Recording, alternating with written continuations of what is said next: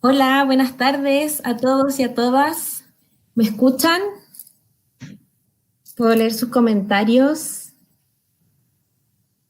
¿Cómo están en esta tarde de día martes? ¿Me escuchan? Por aquí sí. ¿Sí? Hola, desde Erika, ya, genial. Hola, buenas tardes. Mi nombre es Fara López del programa Explora. Y los saludo a todos y a todas los presentes y a quienes se están conectando en este mismo momento. Queremos dar inicio a nuestra nueva transmisión de Ciencia Abierta de 1000 Científicos, 1000 Aulas del programa Explora del Ministerio de Ciencias.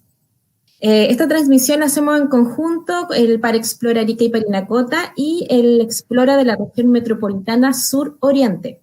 Saludamos a nuestros espectadores y espectadoras en el fanpage de Explora Arica y Parinacota y Explora Metropolitano Suroriente y todos aquí en el YouTube. ¿Ya? Quiero comentarles que como para nosotros es importante, nos interesa y los leemos, su experiencia, nuestras actividades. Le vamos a pedir que al final de la charla puedan contestar la encuesta que está en la descripción de la charla. ¿Ya? El día de hoy tenemos una charla muy interesante, un tema que a todos nos apasiona y nos gusta. Yo creo que la gran mayoría de las personas que están viendo esta charla, se trata del Barrio a la Mesa, huertos urbanos para la ciudad sustentable y resiliente. El día de hoy tenemos a dos grandes expositores, divulgadores científicos. Se trata de Gabriela Lankin Vega y Eduardo Hoffman Núñez. ¿Ya? Gabriela es académica en el Departamento de Sanidad Vegetal de la Facultad de Ciencias Agronómicas de la Universidad de Chile, especialista en el control de plagas agrícolas, especialmente en cultivos agrícolas, a través de control biológico, manejo integrado de plagas y otros métodos respetuosos con el medio ambiente y dentro del marco de la agroecología. Además, ha desarrollado una línea de trabajo en agricultura urbana a través de huertos comunitarios y huertos escolares. Le damos la bienvenida a Gabriela, muchas gracias por estar aquí. Y gracias también por la invitación. Gracias. También tenemos a Eduardo Hoffman Núñez, quien es arquitecto, docente muy dedicado y especialista en el área de desarrollo ecológico del territorio y de la ciudad a través de proyectos urbanos. Entonces, le damos la bienvenida agradeciendo a todos los espectadores. Tenemos a la Academia del Colegio Simón Bolívar de La Pintana, a Pedro Calandra desde el Facebook, Vicenzo Valderrama. A todos damos la bienvenida y dejamos a Gabriela y Eduardo con esta entretenida charla. Muchas gracias. Gracias, Farah, y muchas gracias a todos por venir hoy día a esta cibersesión. Dame la primera, por favor. Bueno, hoy día vamos a hablar de las ciudades, ¿ya? Vamos a hablar de un aspecto de la ciudad y para comenzar esta charla vamos a contextualizar con algunos números cuál es el valor que tienen las ciudades dentro de nuestra vida. Y es importante saber que más del 50% de la población actualmente vive en ciudades y que se estima que en 10 años más, para el 2030, va a ser el 60% de la población la que va a vivir en ciudades. Por lo tanto, hay una gran mayoría de la población que ocupa estos espacios. En particular en la región de América Latina y el Caribe, que es la región más urbanizada del mundo, un 80% de la población vive en ciudades. En el caso particular de Chile, se concentra un 40% de la población en la región metropolitana, ¿ya? Eso es prácticamente la mitad. Y en esta región, la población urbana corresponde a un 97% del total de la región. Por lo tanto, es una región que tiene una gran mayoría que vive en ciudades. Ahora, algo que es muy importante de conocer también es que las ciudades en el planeta, en promedio, ocupan un 2% de la superficie pero ocupan el 75% de los recursos del planeta. O sea, hay una gran cantidad de recursos que tienen que viajar a la ciudad y que son consumidos por la ciudad. Y también aquí hay otra cosa que es importante, que tiene que ver con el estilo de vida, porque en el mundo se estima que aproximadamente un 43-45% de los niños y adolescentes viven en ciudades de más de 500.000 habitantes. O sea, el estilo de vida que estos niños tienen, casi la mitad de los niños del mundo, es un estilo de vida urbano, ¿ya? Y están expuestos a la problemática que vamos a discutir hoy día. La siguiente, por favor. Bueno, dentro de los conflictos urbanos regionales, a propósito de lo que nos contaba recién Gabriela, existe una historia dentro del proceso urbano que tiene que ver con que la ciudad, después de la revolución industrial, fue, digamos, de alguna u otra manera, creando lejanía en la región, en las regiones. Entonces, estos conflictos urbanos regionales más bien están colocados acá de una manera genérica, en cuanto a que la mayoría de las ciudades crece de esta manera o se enfrenta a los problemas y a los conflictos de una manera similar. Ahora, hay que entender de que las ciudades, cuando ya crecen en demasía, justamente se acrecienta y se agudizan los problemas. Cuando las ciudades están todavía en una mediana, ¿no es cierto?, es capaz todavía de trabajar con ellas y de justamente mitigar los problemas medioambientales. Pero, sin embargo, de una manera general, ¿no es cierto?, vamos a hacer como una especie de barrido, que espero que a ustedes les hagan sentido, que puedan hacernos consultas entre medio o después, para que vayamos justamente puliendo este problema que a todos nosotros nos toca, ¿no es cierto?, y más aún en estas condiciones de problemas medioambientales que estamos padeciendo en estas regiones, en Chile, ¿no es cierto?, en Latinoamérica y en el mundo en general. Una de las, no quiero ir en orden, ¿no es cierto?, para no ser tan literal, pero sin embargo vamos a hablar de algunas de ellas y ustedes pueden hacer las consultas de cualquiera de las que ustedes visualizan, ¿no es cierto?, que les interesa y de alguna u otra manera les toca, ¿no? Pero, por ejemplo, la urbanización y la rurbanización generan movilidad de lejanía e ineficiencia energética. Las ciudades, dentro del proceso urbano, lo que han hecho es crear lejanía. Y esto nos va a conducir finalmente al tema que nos convoca hoy día, ¿no es cierto? Y en esa creación de lejanía es que se gasta mucho petróleo, mucha inversión de grandes infraestructuras de movilidad, de transporte y de generación y de transporte y distribución de energía, ¿no es cierto?, para poder desarrollar una actividad humana en cualquier parte de la región. Entonces la ciudad, en su concepción y en su modelo, es ineficiente energéticamente. Y a su vez hay un concepto ahí muy interesante que es la urbanización, en cuanto a que la ciudad modifica, transforma el campo, la ruralidad, del modo de cómo hace de generar una ciudad nueva, un villorrio, ¿no es cierto?, un pueblo que tiene la escala y identifica, ¿no es cierto?, ciertos valores de la ruralidad, sino que más bien pasa por encima del campo, del modo de cómo la ciudad se hace a sí misma. Entonces, hay varios temas, ¿no es cierto?, que de alguna u otra manera nos hacen pensar que la ciudad está creciendo y generando lejanía.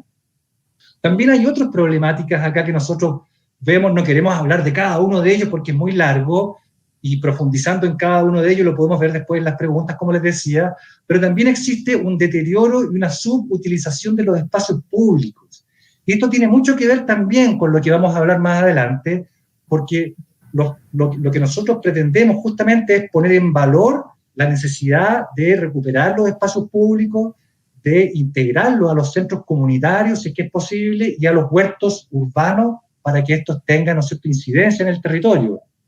Otros problemas son, por ejemplo, la impermeabilización del suelo urbano. Los huertos urbanos, y para allá vamos, ¿no es cierto?, los huertos urbanos son permeables en el suelo urbano. Son espacios urbanos, pero permeables. Y una de las problemáticas de la ciudad y de las problemáticas ambientales, justamente, urbanos y urbanos regionales, son la impermeabilización del suelo urbano. Y los suelos urbanos nosotros lo vemos como cuando hay lluvias torrenciales, ¿no es cierto?, y no tan torrenciales, se generan, ¿no es cierto?, inundaciones porque justamente los suelos no están capacitados, ¿no es cierto?, para acoger un metabolismo vertical que es el que se necesita en los ecosistemas.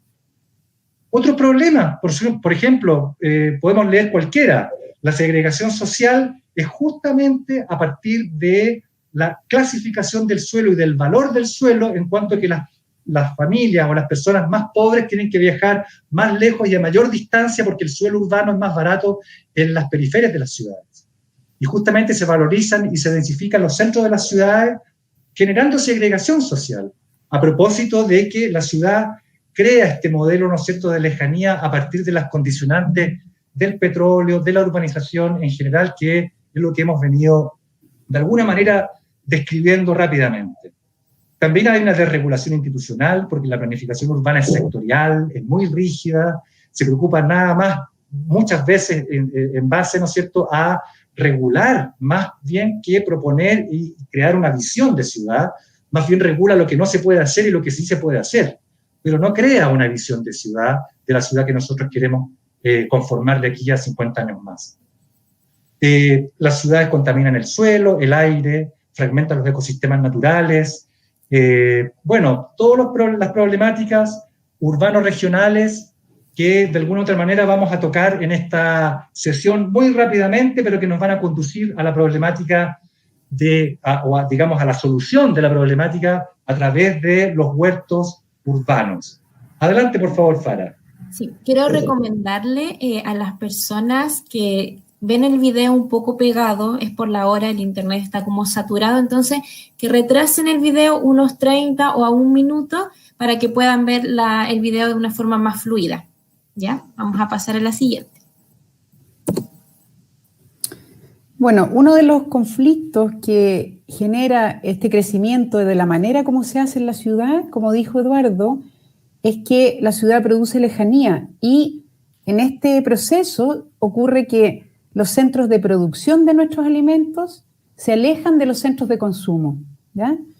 Ahora, esto, y aquí es donde empieza, ¿qué tiene que ver la agronomía con el urbanismo? Aquí se generan una serie de problemas que tienen que ver con nuestro sistema alimentario, ¿ya? Nuestro sistema alimentario son todos los procesos y elementos que conforman la manera como nos alimentamos, desde que se cultiva hasta que la comida llega a nuestra mesa. Entonces incluye dónde cultivamos, quién cultiva, es un agricultor familiar o un agricultor industrial, esa comida se consume localmente o viaja, esa comida es procesada o se consume fresca, se usan plaguicidas sintéticos o fertilizantes sintéticos o no. Y finalmente, ¿cómo se consume esa comida? ¿Se consume a través de comida procesada tipo, no sé, McDonald's? ¿O se consume como ensalada fresca? Todo eso conforma nuestro sistema alimentario. Y uno de los efectos que tiene el crecimiento de las ciudades como ocurre hoy día es que ha cambiado, ha modificado nuestro sistema alimentario. ¿Qué ocurre? Que en la medida en que los centros de producción se alejan de los centros de consumo, el alimento debe viajar. Entonces, nosotros necesitamos alimento que sea capaz de soportar, ser metido en una caja, viajar, ser almacenado por varios días en un almacén o en una feria o en un mercado y luego ser almacenado en el refrigerador de nuestra casa. Y eso implica que nosotros hemos ido seleccionando variedades, por ejemplo, el famoso tomate larga vida que todos consumimos y que a nadie le gusta mucho, es un tomate que es capaz de resistir todo este trayecto. Hay otras variedades de tomate que son las antiguas, que muchas veces nosotros hemos oído a nuestros padres, a nuestros abuelos hablar de que antes los tomates eran más aromáticos, más jugosos, más dulces, y es verdad, porque hay muchas variedades que son mucho mejores desde el punto de vista de sabor, color, aroma, pero que no son capaces de resistir este viaje, llegan muy deteriorados. Entonces, esto vale para el tomate larga vida, para variedades de papa, para variedades de todos los alimentos que consumimos, de manzana, de frutas en general. Y lo que ha ocurrido con este proceso es que hemos ido perdiendo variedades tradicionales, ¿ya?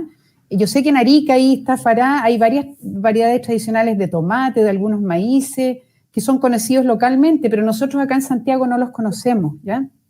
Y se estima que los campesinos en el mundo, utilizan aproximadamente 2 millones de variedades de hortalizas, de hortalizas y cultivos en general, pero la agricultura industrial solamente utiliza 7.000, o sea, hay aproximadamente casi las 2 millones de variedades que podrían perderse si no se cultivan, y esto produce una erosión genética en las especies, ya las especies van perdiendo diversidad genética, y eso tiene un tremendo efecto sobre el cultivo, sobre el ataque de plagas, de enfermedades, etc. Si yo les pregunto a ustedes, por ejemplo, ¿cuántas variedades de papa conocen? Es muy probable que algunas de las personas que están escuchando conozcan 3 o 4, otros un poco más. Y solo en Chiloé tenemos una colección de papas nativas de más de 200 variedades, que solamente son nativas de Chiloé. O sea, hay una tremenda variedad en nuestro país, pero nosotros conocemos 3, 4 y con suerte un poquito más. La siguiente, por favor. Ahora, el hecho de que los alimentos tengan que viajar tiene una serie de implicancias también, que también están afectando nuestro sistema alimentario. Entonces, nosotros tenemos que, por ejemplo, ahí en el primer esquema hay un tomate, ese tomate debe cultivarse, si estamos hablando de agricultura industrializada, tenemos una serie de maquinaria, combustible, todos los materiales para construir, todos los materiales para construir esta maquinaria, las ruedas del tractor, etcétera. Hay una serie de fertilizantes y plaguicidas que se utilizan, que son sintéticos, que son derivados del petróleo. Hay procesos industriales, hay envases plásticos que también son derivados del petróleo. Y también hay transporte, hay uso de combustibles para el transporte, hay también todo un proceso de almacenaje, y eso hace que los alimentos que consumimos actualmente tengan una altísima huella de CO2, ¿ya? Y también de otros gases con efecto invernadero. También nuestro sistema alimentario, y que tiene que ver también con la globalización, ha hecho que consumamos muchos productos que no son locales, y aquí en la figura de la derecha y en el mapa del mundo podemos ver un ejemplo. Hay una región, una localidad en el sur de Chile, en la 7ª región, que se llama Chanco, y en Chanco se producen unas frutillas exquisitas, y esa frutilla, hay algunos productores que las producen, y esas frutillas se van a China. En China las laminan y las liofilizan, las hidratan, van a Estados Unidos, donde son metidas en una caja con hojuelas de algún cereal, y vuelven a Chile, donde las compramos y las consumimos. Entonces imagínense la tremenda huella de carbono que tiene ese cereal, esas frutillas que van dentro del cereal. Y lo mismo ocurre con un montón de alimentos, ¿ya? Nosotros vendemos la materia prima y consumimos después un producto que viene con un gran viaje encima, una gran huella de carbono y envases, plástico, combustible, todo eso. Ahora, para poner esto un poquito en números, es interesante saber que la agricultura industrial en el mundo utiliza aproximadamente un 20% de los combustibles fósiles, ¿ya? Un quinto de los combustibles fósiles los utiliza la agricultura. Es la segunda industria después de la industria automotriz en el uso de combustibles fósiles, y emite casi un 40% de los gases de invernadero. Entonces, la agricultura como la concebimos hoy día, la agricultura industrial, es tremendamente contaminante y está aportando mucho al cambio climático. La siguiente, por favor, Farah. Aquí tenemos una pregunta. ¿Ya? Quítaro Arroyo nos dice que aquí en Arica nosotros consumimos el tomate todo el año, y es verdad, tenemos tomate todo el año. Claro, y Karen Vergara dice, claro, el cultivo urbano permite recuperar variedades ancestrales. Exactamente. Claro, aquí la Universidad de Tarapacá, el área de agronomía está ha hecho estudios y investigaciones de recuperar esos tomates con sabor a tomate, como le dicen. Exactamente. Sabor a tomate, sí. De hecho, ¿hay una pregunta asociada a eso? ¿Era el comentario? El comentario, también aquí hay una pregunta que dice, ¿esas variedades de las especies vegetales se logra por cruza selectiva o hay ingeniería genética en algunos cultivos? Estas variedades que son más, que tienen larga vida, por decirlo de alguna forma. No, esas son variedades que son No hay, por ejemplo, los tomates no son transgénicos, ¿ya? Porque mucha gente piensa que los tomates larga vida son transgénicos. No son transgénicos. Lo que se ha hecho son selecciones genéticas y cruzas de variedades que son híbridos en el fondo. Y lo que hacen es tener algunas características de la línea paterna y otras características de la línea materna que les hacen tener una dureza y una resistencia a los apretujes y al viaje, pero también al seleccionar por dureza y por resistencia vamos perdiendo otras características como el jugo, el color. Entonces hay selección, hay hibridación. En el caso de los tomates no hay ingeniería genética, o sea, ¿cómo se llama? Transgenia, ¿ya? Y lo que quería comentar del comentario anterior también, que es interesante, porque hay varias instituciones que están preocupándose de recuperar material genético, variedades ancestrales, y es una cosa, no solo abarca nuestra alimentación, sino que hay una cultura en las semillas ancestrales, en los tomates ancestrales, en los maíz ancestrales, hay toda una cultura que tiene que ver con las recetas, tiene que ver con la manera de cultivarlo, de cosecharlo, de comerlo, o sea, hay una historia completa que va metida dentro de ese tomate o dentro de ese maíz, por lo tanto es muy importante conservar esto, ¿ya? Desde el punto de vista biológico también es importante porque cuando nosotros perdemos material genético, cuando perdemos diversidad genética, tenemos cultivos que son empobrecidos, que son, por ejemplo, si viene un ataque de algún patógeno, de algún insecto, y ese variedad es susceptible, vamos a perder ese cultivo. Por lo tanto, también tiene que ver con la seguridad alimentaria eso. ¿Me puedes dar la siguiente? Sí, a menos que hayan otros comentarios o preguntas. Y los invito a que sigan preguntando mientras estamos relatando esta presentación. Claro, aquí Karen Vergara dice, el tomate de casa es más dulce y hasta el olor es diferente. Sí. Dice que Karen Vergara dice, varios olivos lo han sacado porque entran aceitunas de Perú. Hablando de las aceitunas de azapa, que dicen que en Santiago no conocen las aceitunas de azapa, que es una variedad de aquí. Sí. Nosotros consumimos cosas de Arica, por ejemplo, nos llegan tomates de Arica, pero es en larga vida, lamentablemente no son las variedades más tradicionales o más ancestrales, que por lo mismo, porque no pueden aguantar el viaje hasta llegar a Santiago, llegan muy deterioradas, hay una gran pérdida económica ahí. Por eso hay que incentivar el consumo local y la recuperación de variedades tradicionales. Bueno, un tercer elemento o un tercer efecto que tiene el hecho de que los centros de producción se alejen de los centros de consumo es que hay una pérdida importante del conocimiento agrícola. La gente deja de saber cómo cultivar su comida, sus alimentos. Se estima que en el mundo, por cada agricultor industrial, hay 140 personas que se alimentan de lo que él produce, o él o ella, ¿ya? Por lo tanto, hay una gran cantidad de gente que no sabe cómo cultivar sus alimentos, ¿ya? Y en una situación de crisis o de, por ejemplo, ahora que tenemos la pandemia o de un terremoto, qué sé yo, una inundación, estamos arriesgando nuestra seguridad alimentaria si no sabemos producir nuestros propios alimentos, ¿ya? En el caso de esta pandemia ahora no ocurrió eso, la cadena de producción de alimentos se mantuvo bastante intacta. Sin embargo, hay eventos que han ocurrido como el tsunami de Tokio de noviembre de 2016, en que la comida en la ciudad duró, habían acabado sus reservas en la ciudad.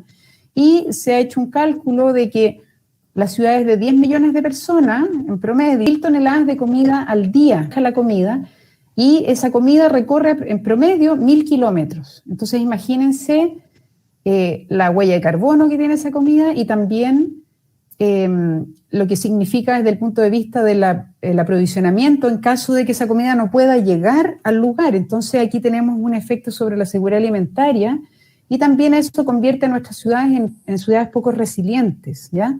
Hay otro efecto aquí en relación a la pérdida del conocimiento agrícola que tiene que ver con conocer los ciclos naturales de nuestros alimentos. Hay estudios que se han hecho en otros países, por ejemplo, en Estados Unidos se les preguntó a niños preescolares de dónde venía la leche y los niños decían, la respuesta era que venía del supermercado, ¿ya? No relacionaban la leche con una vaca. También se les preguntó en Inglaterra a adultos de entre 18 y 30 y tantos años que relacionaran, se les pidió que relacionaran alimentos cotidianos con el origen, casi un 30% que no relacionó el cerdo con el tocino, relacionó el trigo con el pan, el huevo con las gallinas, y la mayoría de ellos no habían visitado una granja. Por lo tanto, también hay un desconocimiento importante de nuestro ambiente, de nuestro entorno, de nuestro mundo. La siguiente, por favor. Y aquí hay un poco un resumen de varias de la problemática que genera este simple hecho de que el centro de producción se aleje del centro de consumo y cómo es de complejo todo lo que ocurre en nuestro sistema alimentario cuando la ciudad crece de manera irracional y de manera no planificada. La siguiente. Aquí tenemos una pregunta de Sí. Quintero. Dice, hay varias escuelitas rurales aquí en Arica que están haciendo recuperación de semillas ancestrales. Mi pregunta es, ¿cómo afecta realmente las semilleras en los valles en el trabajo de la recuperación de las semillas? Yo creo que cómo afecta a las semilleras, me gustaría que refiere si es a la ocupación del espacio, si tiene que ver una pregunta desde el punto de vista genético. No sé si la persona que preguntó me puede especificar un poquito más la pregunta. Ya, vamos a esperar que escriba Quítaro. Lo importante es que lo que mencionaba es volver a poner las manos en la tierra, como nuestra sociedad actual del producir sus propios alimentos, de la seguridad alimentaria, nos vemos en esta posición tan vulnerables también, dar sus propios alimentos, que es básico para vivir. Bueno, hay muchos países donde se ha desarrollado la agricultura urbana de manera importante y no ha sido porque ellos planifiquen o sea, hay muchas ciudades sí se ha planificado, pero en otras ha sido una necesidad debido a crisis de otro tipo. Por ejemplo, lo que pasó en Cuba con el bloqueo económico, y ellos se quedaron sin insumos y sin alimentos y tuvieron que empezar a desarrollar la agricultura urbana. Y en este momento en La Habana, de todos los alimentos que se consumen, un 70% proviene de huertos urbanos.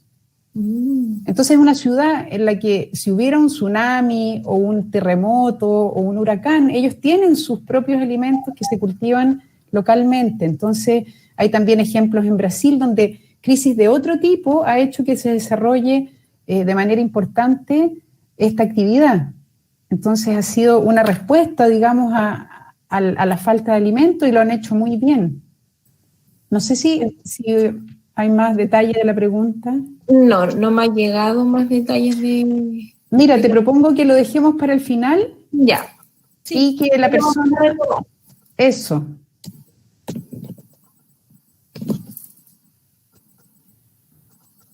Si me das la siguiente. Bueno, y en el fondo, y aquí es donde también se conecta el urbanismo y el arquitecto con el agrónomo, es la propuesta de la agricultura urbana como una respuesta a este crecimiento de las ciudades que ha hecho todos estos efectos. Y la agricultura urbana se define como la agricultura en un espacio urbano, ¿ya? Puede tener distintas formas y puede tener distintas escalas, ¿ya? Hay agricultura urbana como esta que vemos en la fotografía. Aquí se está usando un sitio que puede ser un sitio comunitario, pero también se pueden usar parques, también se pueden usar patios de escuelas, también pueden usarse azoteas de techos, ¿ya? Balcones. En realidad, aquí, y un poco lo que creo que es enriquecedor, es que la agricultura urbana bien hecha puede producir una gran cantidad de alimentos, hay que contar con un espacio para eso, Pero si uno no tiene un espacio como este, puede hacerlo en su balcón, en su ventana, en las paredes, en los muros. Yo creo que aquí es importante que si no podemos cultivar todo lo que vamos a comer, al menos produzcamos algo, ¿ya? Y la agricultura urbana entonces aparece como una respuesta a esta problemática. Y voy a dejar a Eduardo ahora con la siguiente. Aquí hay una pregunta. Dice, con las actuales condiciones ambientales de nuestra región metropolitana, ¿qué frutas, verduras podemos obtener de manera eficiente? Ya que con tomate y otros aún no puedo obtener tamaño para alcanzar algún grado de economía y no gastar en abonos u otros. El suelo que tengas depende del sol, de la cantidad de la radiación solar que tengas, ¿ya? Las hortalizas en general necesitan harto sol y harta agua, un buen suelo y el control del manejo sanitario, el manejo de plagas y de enfermedades. Entonces, si yo tengo un suelo pobre, un poco compactado, muy superficial, muy poco profundo, voy a tener que preparar un espacio y sobre todo asegurar la cantidad de sol. Entonces, más que las condiciones ambientales, yo diría que hay condiciones específicas del suelo y del cultivo, ¿ya? El tomate en particular es una hortaliza muy generosa. Si se hace bien, produce muchos tomates, ¿ya? Uno con 2 o 3 plantas de tomate puede producir bastante para el consumo de un hogar, de una casa. Lo mismo con varias hortalizas de hoja, las lechugas, las acelgas. Yo creo que esa pregunta tiene más que ver con las condiciones particulares que tiene esa persona en su hogar, más que con las condiciones climáticas. Las condiciones climáticas son perfectas, o sea, hoy día es agosto y tuvimos una cantidad de sol bastante, digamos, durante varias horas en el día. Ya en esta también depende de la época en que se cultiven las cosas. Ahora ya saliendo de agosto podemos empezar a preparar los cultivos de primavera, ¿ya? Los almácigos, para estar pasando al suelo a fines de septiembre, principios de octubre, nuestras plantas, y con eso vamos a tener una temporada larga de cultivo y podemos producir muchas cosas. Claro, aquí la gente quiere saber qué puedo cultivar, dicen, desde mi casa. Eso después lo podemos ver como en detalle, nos puedes dar una receta. En todo caso, todo. Pueden cultivar todo, desde la casa, todas las hortalizas, ¿ya? Tomates, todas las hortalizas de hoja. No sé, creo que lo más difícil sería el cultivo de frutales porque necesitan un patio, un espacio más grande, pero en cuanto a hortalizas, prácticamente todas las hortalizas, pero siempre adecuada para el cultivo. Por ejemplo, las arvejas son un cultivo de invierno. Si se ponen en verano, no van a producir. El tomate es un cultivo de verano. Si se siembra en invierno o se planta en invierno, tampoco va a producir tomates. Entonces, conociendo la época adecuada para cada hortaliza, yo no veo qué hortaliza no se podría producir, que no sea de la zona. No vamos a poder producir, por ejemplo, cosas tropicales en Santiago, pero todo el resto no veo ninguna limitación. Perfecto. ¿Paso a la siguiente? Sí. Bueno, a propósito de lo mismo que veníamos conversando, aquí se ve la fotografía del centro, ¿no es cierto? En la del medio superior, se ve un museo de una escuela rural en Los Perales, en la provincia del Margamarga, en la quinta región. En la fotografía de la izquierda se ve un centro de desarrollo comunitario y educativo para los temas agrarios, ¿no es cierto?, pero también temas relacionados digamos, al desarrollo de una comunidad. Y en la fotografía de la derecha superior vemos un huerto periurbano, es decir, de las afueras de la ciudad, que está, digamos, en la interfase entre el espacio urbano y el espacio rural. Bueno, acá hay, de alguna u otra manera, 3 ejemplos que nos permiten pensar de que tenemos una opción que, a raíz de las preguntas que están ustedes haciendo, personal, individual, familiar, puede comenzar a entender, a incorporar, ¿no es cierto?, dentro de su medio familiar. La creación de la ciudad, la construcción de la ciudad dentro del proceso urbano, vamos a agarrarnos, ¿no es cierto?, de una condicionante que es el centro comunitario como albergador, ¿ya? Como el estructurador y el administrador de los huertos urbanos. En ese sentido lo vamos a entender en cuanto a desarrollo urbano.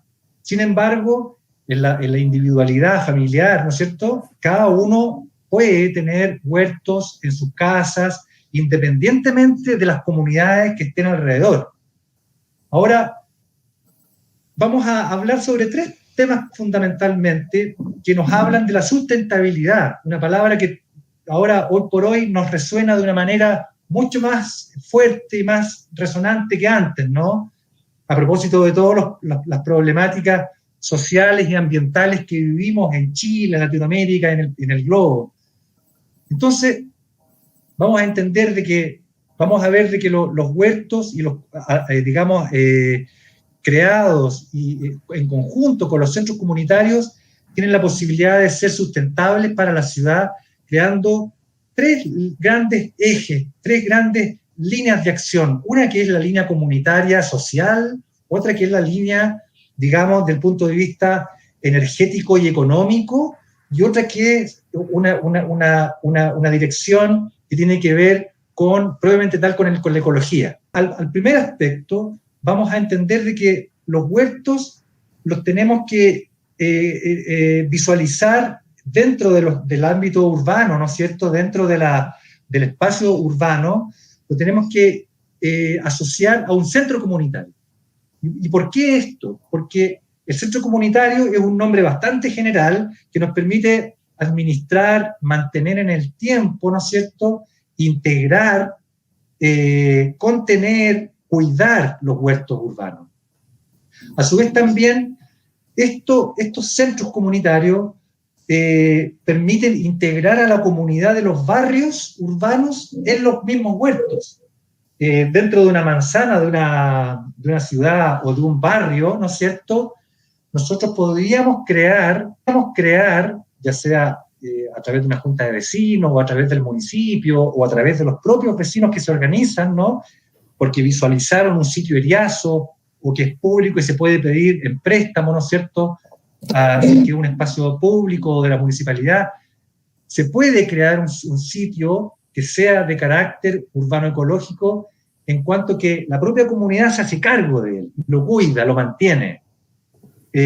Para ello vamos a decir lo siguiente, de que estos centros comunitarios nos otorgan, nos generan muchas virtudes, a propósito de las problemáticas que veníamos conversando anteriormente, ¿no es cierto?, este deterioro del espacio público, esta segregación social, esta movilidad de lejanía que no es provechosa energéticamente porque gastamos muchos recursos en transportar tanto los productos, las mercancías, ¿no es cierto?, propios del huerto y otros, como también el transporte de personas y de energía. Entonces, vamos a decir en primera instancia que integramos a la comunidad, queremos que los huertos sean integradores de las comunidades locales, es decir, que no tengan que las personas salir a buscar, ¿no es cierto?, los recursos, los bienes y los servicios fuera de sus propios barrios, sino que se quiere integrar a la comunidad en su propio beneficio, en el fondo. Entonces, decimos de que los huertos asociados a los centros comunitarios crean intercambio social y de actividades. Y podemos ejemplificar algunos casos, ¿no es cierto?, al final, después si lo amerita y si lo requieren. Pero se pueden crear mercados y ferias locales, y también la recuperación, como les decía, y la incorporación de potenciales espacios públicos asociados al intercambio social. Otro aspecto del intercambio es el intercambio de conocimientos y experiencias. Los huertos urbanos asociados a los centros comunitarios también son lugares de encuentro social. Y en ese encuentro social se intervienen, ¿no es cierto?, se entretejen conocimientos de distinta naturaleza. Por ejemplo, el conocimiento campesino, popular, de la sapiencia, ¿no es cierto?, de la gente que sabe cómo cultivar o que quiere saber cómo cultivar tal o cual producto, de qué manera lo puedo aprovechar de mejor manera, cómo puedo optimizar tal recurso, ¿no es cierto? Hay una cierta sabiduría ancestral, campesina, que en Chile se conoce perfectamente, que yo creo que se puede incorporar en este conocimiento y en este intercambio de conocimiento, como también el conocimiento científico. por ejemplo el de Gabriela o el de cualquier persona que tenga un conocimiento científico al respecto, un conocimiento agronómico, un conocimiento botánico o paisajístico, para incorporar, mejorar y optimizar los recursos, ¿no es cierto? Si es que en un huerto yo tengo 10 por 20 metros, tengo que optimizar los recursos, crear invernaderos o generar asoleamientos necesarios para poder justamente potenciar los recursos que tengo. Y también existen conocimientos técnicos que se incorporan en la confección, en la construcción de los invernaderos, de los bancales, de las sendas, de los caminos, de los bodegajes, de los lavaderos, de las instalaciones de riego. Es decir, hay conocimientos técnicos que también se incorporan, se sociabilizan, ¿no es cierto?, y se integran, ¿no es cierto?, en esta transdisciplinariedad. Finalmente puede integrarse un biólogo, puede integrarse un astrónomo en estos centros comunitarios, porque finalmente de que los huertos nos abren un mundo que tiene que ver con la naturaleza, tiene que ver con la sociedad y tiene que ver también con la economía de las propias localidades. Hay un aspecto importante que queremos mencionar acá, en que los últimos 2 puntos que ustedes visualizan, ven abajo, se habla de la identidad. Y justamente se quiere integrar programas comunitarios y actividades comunitarias con tal de fortalecer la identidad local.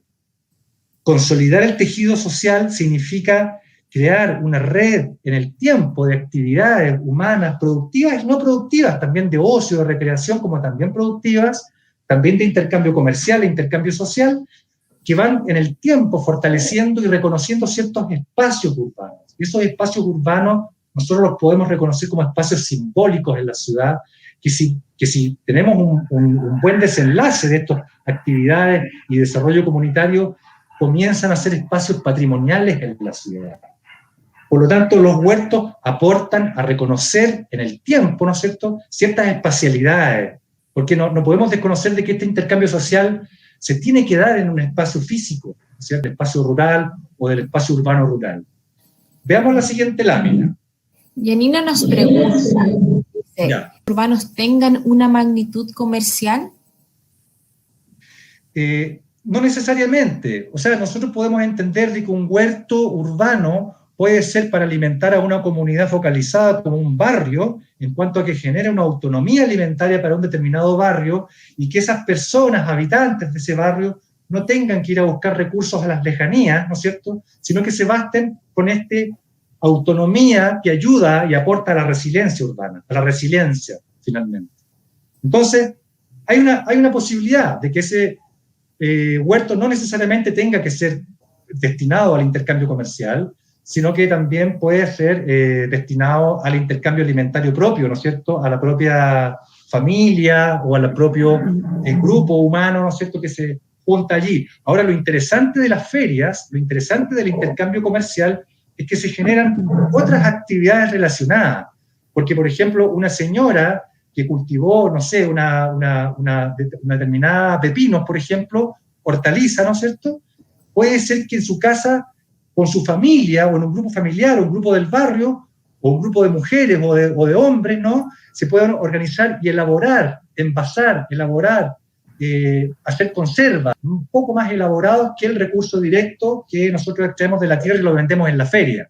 Es decir, a lo que voy con esto es que la feria, con el tiempo, puede irse sofisticando y puede generarse una especie de transferencia tecnológica que en el tiempo se puede dar y de una manera virtuosa, y que eso a su vez es un buen incentivo para que se generen otras nuevas actividades relacionadas. No hay que olvidar que los centros comunitarios también son lugares de encuentro social, de intercambio social, de conocimiento, como les decía, pero también de ocio, de recreación y de encuentro. ¿Puedo agregar algo? Como decía Eduardo, no necesariamente tienen que ser espacios comerciales, pero sí pueden ser también, ¿ya? Puede ser, hay experiencias de huertos urbanos de, por ejemplo, 20 hectáreas, incluso más, en los que sí se produce un comercio de esos productos para los vecinos. Y lo otro que también quería decir es que, bueno, como dijo Eduardo, cuando el huerto está asociado a un mercado y es donde hay intercambio, también puede ser que eso mismo promueva que ese huerto finalmente termine en productos que se comercializan. Entonces, está toda la gama de cosas, desde consumo familiar, consumo de intercambio o simplemente venta, venta de los excedentes también. Exactamente. Esos son los mercados y ferias contiguas, ¿no es cierto?, a los propios huertos que pueden ser capaces de generar intercambio comercial. Veamos la siguiente lámina. En esta transversalidad de la sustentabilidad también nos encontramos con un aspecto económico. A propósito de lo que conversábamos recién, ¿no es cierto?, de que los huertos pueden ser capaces de generar ferias o mercados cercanos en los propios barrios, ¿no?, en territorios urbanos relacionados a esos huertos. Nos referimos a eficiencia energética al espacio económico, es decir, la problemática, digamos, eje central de esta exposición es fundamentalmente la creación de digamos, de centros comunitarios que posibiliten la línea de producción y de consumo en una cercanía. Por lo tanto, la eficiencia energética y la economía tienen mucha relación. Entonces, también relacionando los huertos urbanos a los centros comunitarios, podríamos comenzar a entender la eficiencia energética para su desarrollo, para el desarrollo de su propio centro comunitario y por lo tanto de su huerto. ¿Y a qué nos referimos con esto? De que si ustedes ven las imágenes superiores, tenemos unos molinos de viento, tenemos unos paneles solares y tenemos una recuperación de agua, lluvias que alimentan un parque, ¿no es cierto?, en una comunidad en Alemania. Ahora, ¿qué significa esto? De que hay energía en la localidad. En los propios barrios nosotros podemos obtener energía. ¿Qué es lo que pasa con la ciudad de la lejanía? Que es la problemática, ¿no es cierto?, inicial con que comenzamos. La ciudad de la lejanía requiere de la extracción de agua, energía y materiales de la propia región y también de las regiones alejadas de la región donde se tiene el huerto. Por lo tanto, o el barrio. Por lo tanto, tenemos que entender que la energía tiene que transmitirse, primero tiene que producirse en un lugar, ¿cierto?, en un espacio físico, natural generalmente, tiene que transmitirse, tiene que distribuirse a lo largo de todo el país, atravesando varias regiones, y tiene que consumirse finalmente. Entonces, ese camino, ese tránsito es muy largo y es muy costoso. Por lo tanto, el potenciar, el generar, el promover la energía local nos permite pensar en que en los mismos barrios, en los mismos huertos o aledaños a los huertos, en las calles, ¿no es cierto?, en las vecindades del barrio, pueden haber paneles solares en los espacios públicos de los bandejones centrales, o bien en algún sitio privado que algún propietario quiera otorgar, donar, generar para este ejercicio. Entonces, posiblemente podríamos tener molinos de viento, paneles solares, recuperación de aguas lluvias, como también energía geotérmica local, ¿sí? Como también, si nos vamos al sur de Chile, vamos a encontrarnos que hay muchos ríos que tienen agua todo el año y que es posible obtener energía hidráulica. Hay algunos ejemplos de ciudades, de pueblos, de millorrios, en Alemania, por ejemplo, que utilizan energía local, que son autónomos energéticamente. ¿Y a qué vamos con esto? Es decir, los huertos comunitarios apuntan a una autonomía energética en cuanto a que se generan distancias de producción y finalmente los espacios de consumo, pasando por las líneas de transferencia o de transporte de los mismos productos. Entonces, la lógica de los huertos urbanos asociados a los centros comunitarios es posibilitar la autonomía energética desde el punto de vista de la movilidad, pero también desde el punto de vista de la generación de la energía. Ahora, mencionando los puntos que aparecen aquí, hay una serie de condicionantes. Una que es que el espacio económico local lo podemos dar o otorgar, o hablábamos recién. Pero también existe un desarrollo local desde el punto de vista de que se genera una mano de obra local, una fuente laboral local.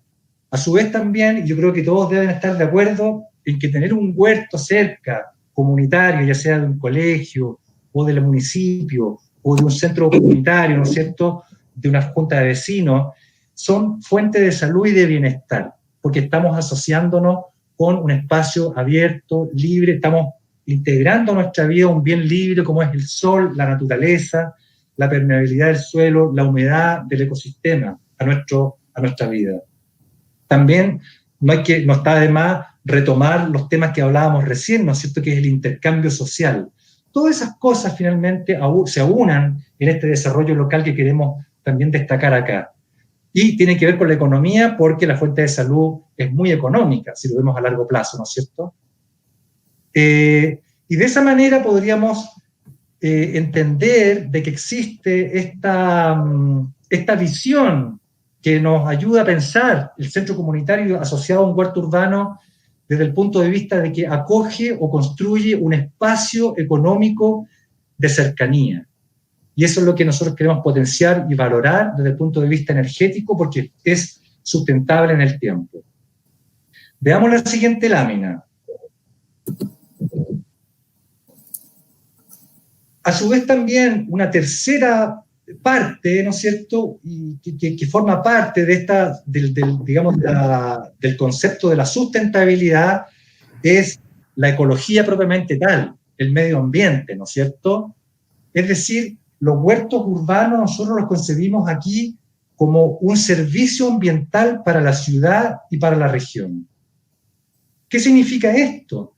Primero que nada, saber de que la ciudad está dentro de una región. Ya no entendemos y no vemos la ciudad por sí sola y la región por sí sola y la analizamos y la estudiamos por separado.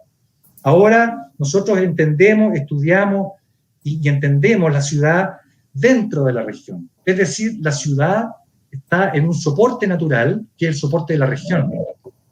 Luego la ciudad extrae el agua, los materiales de la región y la energía de la región y de otras regiones, ¿sí?, para su propio desarrollo, su propia construcción, para desarrollar el proceso urbano. Por lo tanto, estamos muy encadenados con la región. Entonces la ciudad decimos que ocupa elementos extraurbanos para su desarrollo, pero la ciudad no devuelve a la región, ¿no es cierto?, al medio ambiente natural, que es su soporte natural, no le devuelve ese soporte natural a la región en forma de nutrientes, aquello que le extrajo a la región.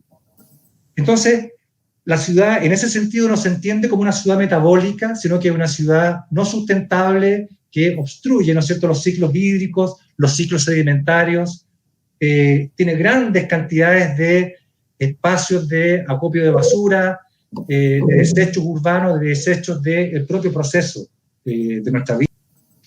Entonces, hay allí un tema que es fundamental, que el huerto urbano impermeabiliza el suelo, crea en sí la posibilidad de poder entender un concepto que se nos viene ahora con mucha fuerza, que es la ecología urbana o la urbanoecología.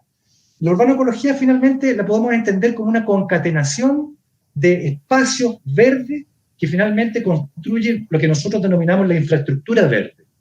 Y la infraestructura verde es justamente la secuenciación y la concatenación de los ecosistemas que por el propio proceso urbano se han quedado aislados. Y la ciudad ha ido fragmentando los ecosistemas regionales y la infraestructura verde tiene la posibilidad, ¿no es cierto?, de reincorporar a la región o al ecosistema de soporte, conceptualizando la idea de los corredores biológicos, la posibilidad de poder ver el transporte genético que un ecosistema requiere para que se mantenga vivo. Entonces la infraestructura verde incorpora los huertos urbanos dentro de su estructura urbana para poderlo incorporar finalmente al sistema urbano ecológico o de ecología urbana. También los huertos urbanos crean por sí solos ciertos intersticios urbanos que los podríamos asociar a espacios públicos. Y como podemos darnos cuenta, en estos tres ámbitos, ¿no es cierto?, en el ámbito social propiamente tal, ¿cierto?, comunitario, en el ámbito económico que vimos recién, Y en este ámbito ecológico propiamente tal, vemos que las problemáticas y las soluciones se nos cruzan, se nos intercalan de alguna manera. Y tiene que ver que justamente los espacios públicos son integradores de una comunidad y a su vez también son la recuperación de estos áreas verdes que son necesarios mantener, cuidar, ¿no es cierto? Pero aquello que nos permite pensar con mayor prestancia esto es el tema de la movilidad de cercanía para los territorios inteligentes, que es con lo que nosotros nos focalizamos en esta presentación para poder hilar esta secuenciación y esta cadena de valor que es justamente los espacios de producción, de intercambio, de transporte y los espacios de consumo en la cercanía para poder generar una ciudad más inteligente, una ciudad más sustentable. Y de esa manera podríamos, digamos, encerrar o no concluir, sino que dejar, digamos, de la mano de Gabriela la posibilidad de entender esta gran problemática que es la lejanía y la cercanía. Adelante, Gabriela. ¿Me das la última, Farah, por favor? Bueno, y esto es solo ya un cierre, ya estamos llegando a la hora, pero aquí hay de los beneficios o de los círculos virtuosos que generan cuando uno comienza a incluir e incorporar huertos urbanos dentro de las ciudades. Y estoy segura que hay muchos otros que a ustedes se les han ocurrido y que no están acá, ¿ya? Aquí están los principales. Y hay una promoción del consumo local. Eso significa, por un lado, que se recuperan las variedades tradicionales de hortalizas, pero también tenemos alimentos con menos huella de carbono, por lo tanto, tenemos una ganancia y enorme en cuanto al medio ambiente, pero también en cuanto a nuestro patrimonio genético. Bueno, ahí se repite consumo local, en realidad ahí debería decir que también se promueve una dieta más variada y una interacción transversal en las comunidades. Se ha visto que en los huertos se integran, en los huertos comunitarios y urbanos se integran familias, se integran personas de distintas edades, de distintos intereses, es una actividad muy transversal y muy democrática. También otorga seguridad alimentaria, lo que hace que las ciudades sean más resilientes y la gente se vuelve a conectar con el ciclo productivo. Y bueno, y como les decía, todas las otras cosas positivas que pueden estar pensando ustedes y que nos gustaría que quizás nos comentaran o si tienen alguna duda, podemos conversar ahora y seguir esta conversación tan motivadora con ustedes ahora incorporados. Sí, muchas gracias, Farah. Tenemos varias preguntas de los espectadores que se las voy a dar a continuación, las voy a leer. Bueno, Fundación Sustenta pregunta: ¿es posible mejorar las condiciones de confort térmico para climas con temperaturas media mensual bajo 18 a 20 grados Celsius a través de un cultivo tipo invernadero adosado a fachadas? Sí, bueno, a ver, creo que yo puedo contestar esa pregunta. Hay dos aspectos de esa pregunta. Una que tiene que ver con que una de las problemáticas medioambientales de la urbanización es que se crean islas de calor. Las islas de calor, a propósito de la impermeabilización y de la refracción solar, ¿no es cierto? Y la reflexión solar, se generan espacios, grandes espacios urbanos en que aumenta la temperatura del barrio o del sector poblacional. Ese es un aspecto, digamos, a la escala urbana. Ahora, en la escala local de la casa, ¿no es cierto?, de la vivienda, hay un concepto muy bonito que es la energía solar pasiva.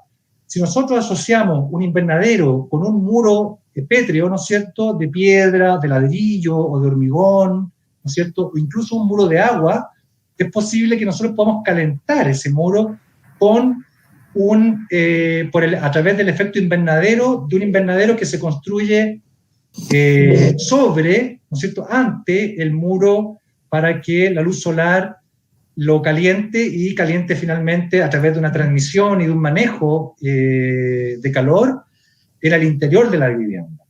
Entonces, hay dos escalas en la pregunta, yo veo. Una que tiene que ver con la posibilidad de poder, un huerto urbano, bajar la temperatura de la isla de calor de la urbe, a través de la impermeabilización del suelo y de la vegetacionalidad que se genera, ¿no es cierto?, en ese espacio urbano, ¿cierto? Pero por otro lado también tenemos que a nivel local y a nivel familiar o de la casa, de la vivienda, es posible trabajar en la energía solar pasiva a partir de los invernaderos. Y dentro de la energía solar pasiva hay elementos que nos ayudan a mantener ciertos estándares respecto de la temperatura, ¿cómo se llama? Con circulación de aire, con ventilación, circulación de aire y control térmico para ello. También nos preguntan, ¿existen políticas y programas públicos que permitan este tipo de iniciativa en edificación en altura, donde escasea el espacio público a nivel de suelo? A ver, ¿me puedes repetir la pregunta? Que se me perdió la última parte, la escuché cortada. Ya. Fundación Sustenta también nos pregunta, dice, ¿existen políticas o programas públicos que permitan este tipo de iniciativas en edificación en altura donde escasea del espacio público a nivel de suelo? Sí, mira, los planes reguladores actualmente en las ciudades permiten eso. Lo que pasa es que no se incentiva.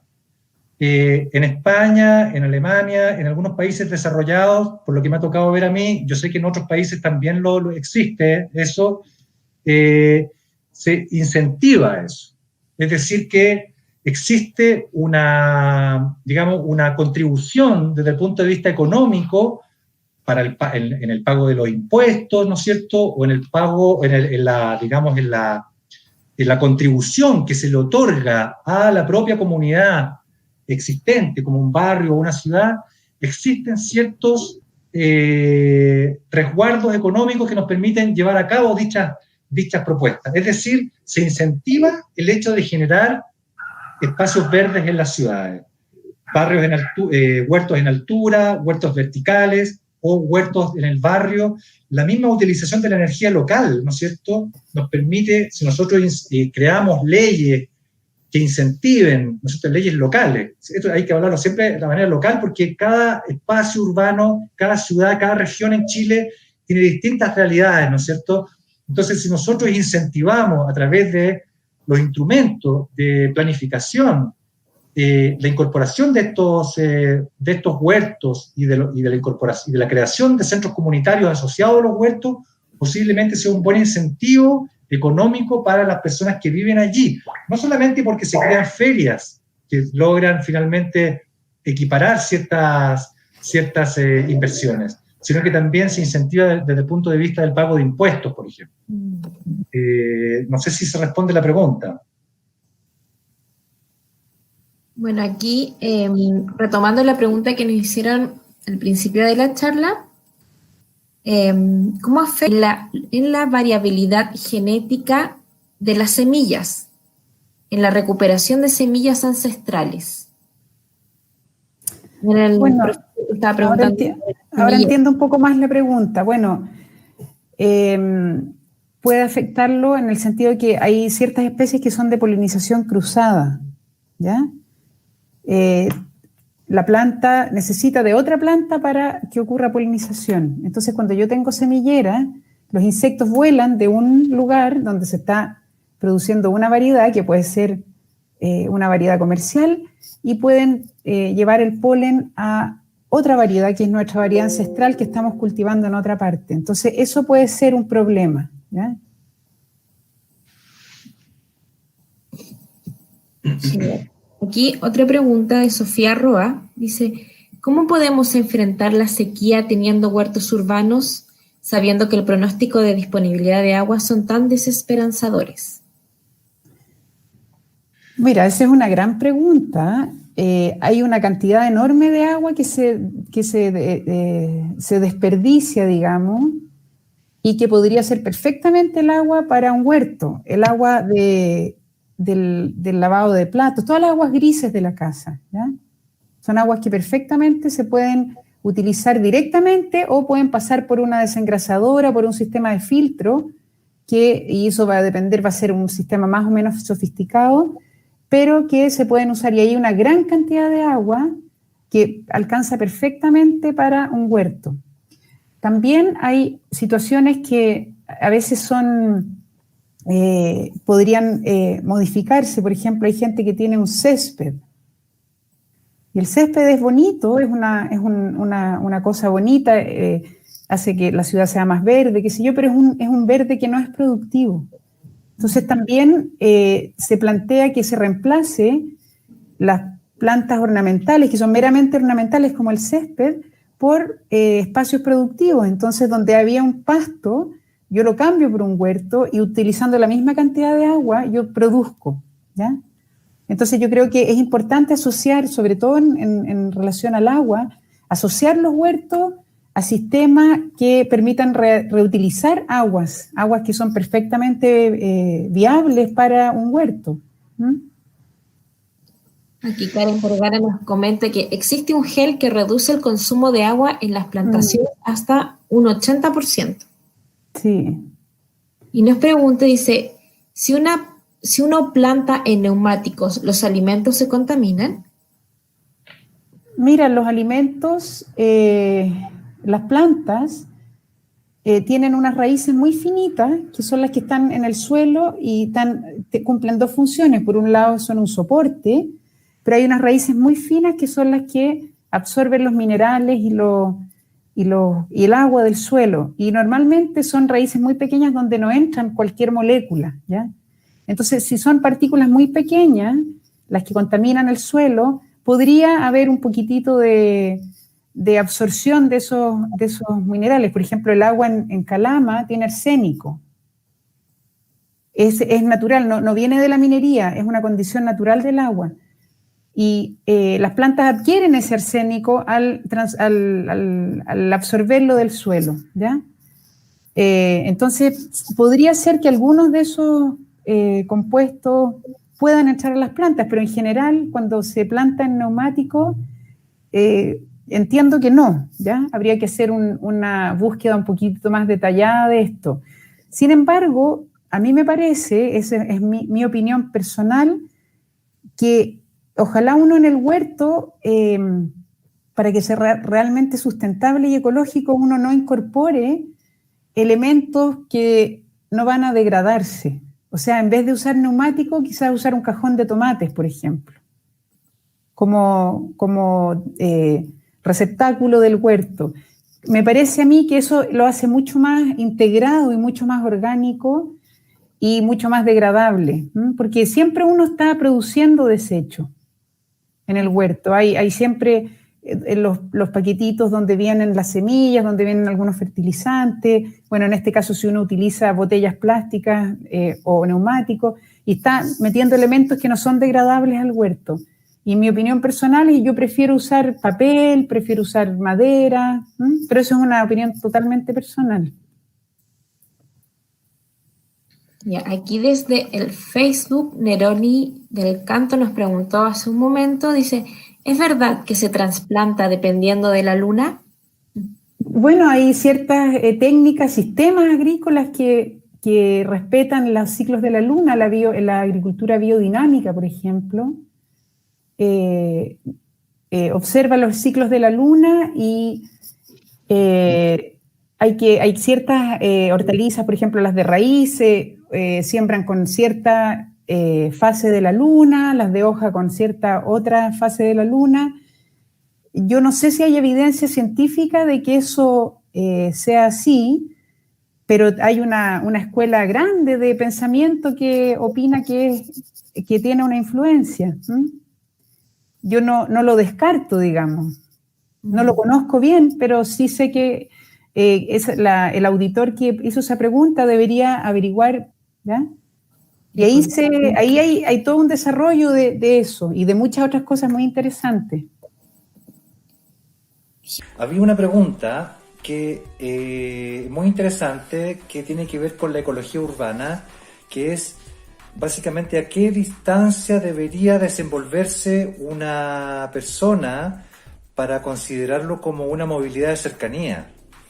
Pero básicamente eso está más o menos estudiado por algunos ecólogos u urbanistas, como por ejemplo Iván Illich en su libro Energía y Equidad.